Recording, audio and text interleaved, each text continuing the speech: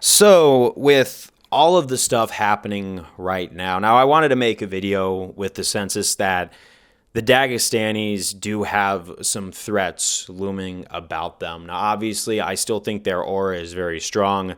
The Habib legacy has come in, and it has paved the way for a lot of guys. And for the most part, Islam Makhachev, Umar Nurmagomedov, Magomed Ankalaev, a lot of these guys from Russia, Dagestan, Movzar. I mean, I'm not sure Movzar is always with that camp or if he ever is, but he definitely has put his own name. I'm really oblivious to all that stuff. I got to do a little bit more research on him. And a lot of these Russian and Dagestani fighters have really come in and taken over the scene. But there is a couple of things that if they don't check themselves, they could wreck themselves. I'm only seeing this with Said Nurmagomedov because his last fight he just lost against Oliveira, Vinicius Oliveira. Sorry, I always have trouble pronouncing his name right now. But this is the second time Nurmagomedov, Said, has fallen short. Now, he had a bit of a layoff, so there's benefit of the doubt there. But the last time he took an L, it was like a massive hype train derailment, and it kind of seemed like these guys were propped up with a lot of expectations. And when they don't meet that expectation, there's a lot of blowback. So I think that there's a lot of room for Dagestan to say, okay, we're still here, we're still on top, we told you so. And I feel like they are taking it that. I'm not saying they're being negligent right now, but I am of the mind that if they don't correct a few things, we might see their aura start to diminish just a little bit. They're obviously going to be top competitors in the UFC always, but are they still going to maintain what could be that number one legacy spot? You know, because right now you have Merab Dvalishvili, who just beat Umar Nurmagomedov when he was a huge underdog. And then you had Islam Makhachev, whose title fights have been a bit of highs and lows, where with the expectation in him supposed to be the number one pound for pound status, I feel like he still takes a lot of hits and hits a lot of adversity, which isn't always a bad thing. But when I think number one pound for pound, I think of a guy who just dismantles the top dudes like they're nothing.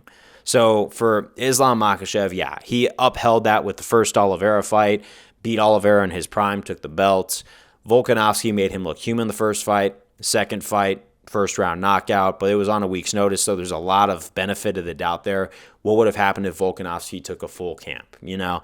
But also bouncing back, he goes for another 155 opponent in Dustin Poirier, who obviously beat Benoit Saint-Denis, but I don't really think he was ready for a title shot for a third time. And he had some really good shining moments against Islam Makhachev. In fact, honestly, Islam's striking was the strong point compared to where his grappling should be. And obviously, he's got a completely different style than Khabib Nurmagomedov. He's more of a dynamic wrestler versus striker, but he's not like a powerhouse going to take you down to like a bear and pin you there like Khabib does. But I do see there's a few threats with these guys. Magomed Ankalaev, Alex Pereira. If he does not check himself against Alex Pereira, I think Alex Pereira is going to KO him, because especially he said he wants to stand and bang with Alex Pereira. Now, honestly, I think if you're smart, you're just wrestle and stick to what you guys are known for, and I feel like you would be an easy win, but I feel like Alex Pereira might actually shock us if he slept on in any way, shape, or form, or he really underestimates Alex Pereira. Umar Nurmagomedov is obviously going to have a bounce back against the top dude, and he's not going to have a problem getting that work done. But is he going to be ready for another title shot? I hope so, if he just corrects those issues and doesn't break his hand, which really did legitimately happen. And then the big one is with these Georgian fighters coming up, Ilia Topuria against Islam Makhachev is going to be the real big test to see if the Dagestanis are in any danger in the future. Because with Ilia Topuria, he is a force at featherweight, especially with that Max Holloway KO. I feel like he's not going to have a problem getting up past Movzar. He's not going to have a problem getting past Alexander Volkanovski. He's not going to have a problem getting past Diego Lopez, who I think is honestly the biggest chance of beating him. But let's say he gets through all three of those guys with flying colors and goes against Islam Makhachev, who's going to have a couple more fights, hopefully against Arman Tsarukyan and perhaps Charles Oliveira. Hopefully he gets through those guys really fast. But I hope those are dominant fights for him, because those are the two tests for Islam Makhachev. However, but let's say we go a couple years down the road and it's finally time for Ilia Topuria to meet up with Islam Makhachev.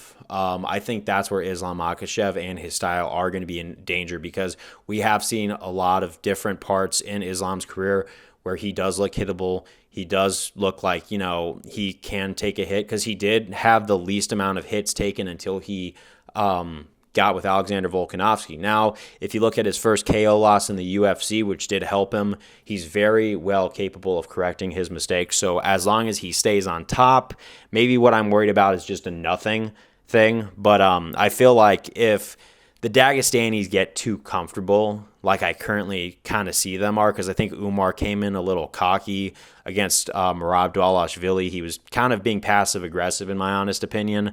And that's the thing, is the Dagestanis hold themselves to a humble status, but sometimes they're human too. They got a bit of an ego. And when they let that shine through, that's where they start to fall short and everything like that.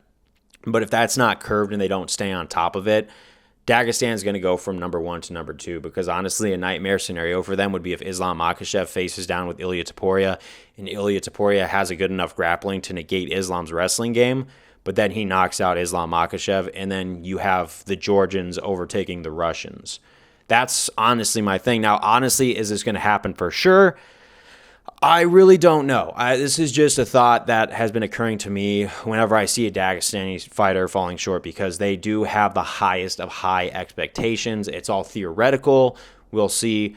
But I think that it's a very justifiable position right now to take and to look a little bit in the future of the UFC, because we do have a couple years, and the momentum of the sport is not slowing down. It's going to keep going on, and eventually Ilia Topuria is going to fight again, and he's going to be looking for some dominant finishes, and I really hope Islam Makhachev is able to get some dominant finishes over Arman Tsarukyan and Oliveira, so when they meet, this paranoia dies down a little bit. But we'll have to wait and see if that nightmare scenario plays out again, or if it plays out again, because Volkanovski gave us a taste of that nightmare scenario, or not. But that's what I got to say.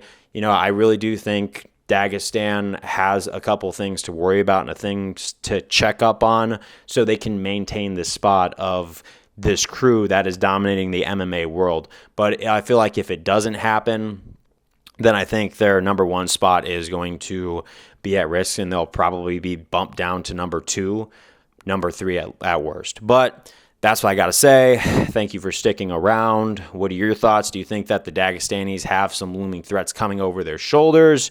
But I'll see you guys later on the next one. Peace out.